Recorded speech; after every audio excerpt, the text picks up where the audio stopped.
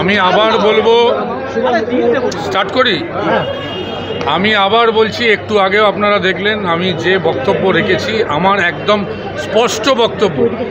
ভারতীয় জনতা পার্টি চায় বাংলার বুকে ধর্মীয় বিভাজন করে, সাম্প্রদায়িক হানাহানি করে সেখান থেকে রাজনৈতিক ফায়দা লোটার চেষ্টা করে। রামনবমীর সময় তারা ভেবেছিল, রামনবমীকে কেন্দ্র করে এত হুঙ্কার দিয়েছিল, তারা ভেবেছিল রামনবমী থেকে একটা এই রকম ধর্মীয় বিভাজন তৈরি হবে, একটা সাম্প্রদায়িক দাঙ্গা বাঁধানোর তারা পরিকল্পনা করেছিল। যখন দেখলো যে রামনবমী শান্তিপূর্ণভাবে হয়েছে এবং রামনবমীতে উভয় সম্প্রদায়ের মানুষই একে অপরকে আলিঙ্গন করেছে, যেটা বাংলার ঐতিহ্য, সংস্কৃতি, কৃষ্টি, তাতে ভারতীয় জনতা পার্টির টনক নড়ে গেছে। তারা সঙ্গে সঙ্গে কি করলো, নিজেদের রাজনৈতিক স্বার্থের জন্য নিজেরা মমতা বন্দ্যোপাধ্যায়ের সঙ্গে উন্নয়নের প্রতিযোগিতায় না পেরে, তারা রাজনৈতিক প্রতিযোগিতায় না পেরে ধর্মটাকে সামনে রেখে সাম্প্রদায়িক দাঙ্গা বাঁধানোর জন্য, আমি আবার বলি, এটা বিজেপির মস্তিষ্ক প্রসূত, পরিকল্পিতভাবে অন্য রাজ্য থেকে লোক এনে, এমনকি বিদেশি রাষ্ট্র থেকেও লোক ঢুকিয়ে এই মুর্শিদাবাদে পরিকল্পিতভাবে দাঙ্গা বাঁধিয়েছে।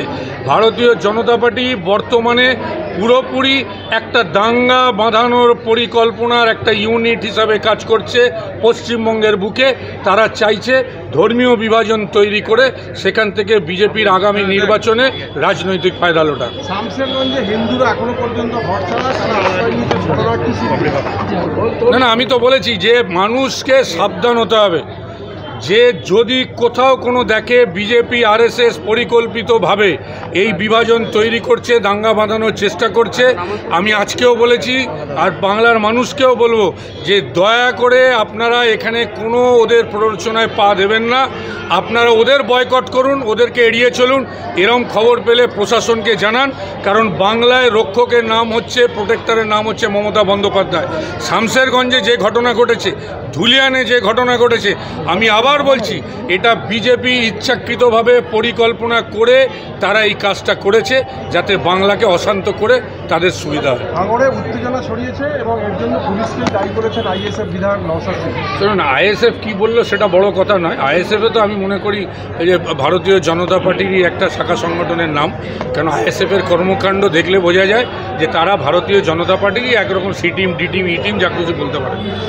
আমি আবার বলছি, প্রশাসন কড়া হাতে ব্যবস্থা নিয়েছে। আমি আবার বলবো যে সর্বসম্প্রদায়ের মানুষকে এটাই আপিল করেছি যে দয়া করে এদের পাতা ফাঁদে পা দেবেন না। এরা চাইছে বাংলায় সাম্প্রদায়িক উস্কানি দিয়ে একটা হানাহানি, দয়া করে ওদের পাতা ফাঁদে পা দেবেন না। প্রশাসনের সহায়তা করুন, প্রশাসন নিরপেক্ষভাবে ট্যাকেল করবে। গতকালই বোধহয় ডিজি বলে দিয়েছে যে যদি কেউ এটা ইনভলভ থাকে তাকে কঠোর হস্তে দমন করা হবে। এটা মমতা বন্দ্যোপাধ্যায়ের স্ট্যান্ডিং ইনস্ট্রাকশন, এটা কঠোরভাবে দমন করা হবে, কাউকে রেয়াত করা হবে না। বাংলা শান্তির জায়গা ছিল, শান্ত জায়গা ছিল, অহিংসার জায়গা ছিল, সেটাকেই রাখতে হবে। একদমই ঠিকই বলেছেন, একদমই 2026 নির্বাচনকে সামনে রেখে বিজেপি একটা দাঙ্গাকারী দল হিসাবে আগামী দিনে দাঙ্গা বাঁধিয়ে এদের আসন সংখ্যা বাড়ানোর চেষ্টা করছে। বর্তমানে ওদের যে অবস্থা আমি আপনাকে বলি, 77 থেকে 65-তে নেমে গেছে। যদি ঠিকমতো নির্বাচন হয়, আমার ধারণা তাদের সংখ্যা মানে 50 তো দূরে থাক, 40-এর নিচে নেমে যাবে। 30 হবে কিনা সন্দেহ আছে। সেই জায়গা থেকে তারা নিজেরা শক্তি সঞ্চয় করার জন্য, সিটের যাতে সংখ্যা বাড়ে তার জন্য পরিকল্পিতভাবে এই দাঙ্গা বাঁধাচ্ছে।